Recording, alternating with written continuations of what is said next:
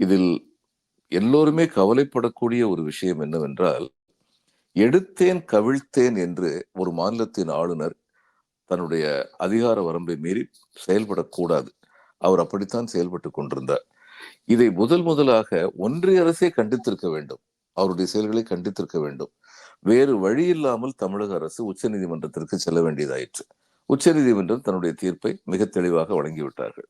இன்று அந்த தீர்ப்பை எப்படி கிடப்பில் போடலாம் அல்லது ஒத்திவைக்கலாம் அல்லது ரத்து செய்து விடலாம் என்று ஒன்றிய அரசு முயல்வதன் மூலம் இவர்கள் மக்களுக்கும் நாட்டுக்கும் சொல்லுகின்ற செய்தி என்னவென்றால், எங்களால் நியமிக்கப்பட்ட மாநில ஆளுநர் எப்படிப்பட்ட எதேச்சதிகார செயலில் ஈடுபட்டாலும், அதிகார வரம்பை மீறி செயல்பட்டாலும் நாங்கள் அவர் பக்கம்தான் நிற்போம். இதுக்கு என்ன பொருள்? நாங்கள் அவர் பக்கம் நிற்போம் என்று சொன்னால் நாங்கள் ஜனநாயகத்தின் பக்கம் நிற்க மாட்டோம் என்றுதான் பொருள். அதைத்தான் இன்று ஒன்றிய அரசு செய்திருக்கிறது. இது மிக வருந்தத்தக்க ஒரு நிகழ்வுதான்.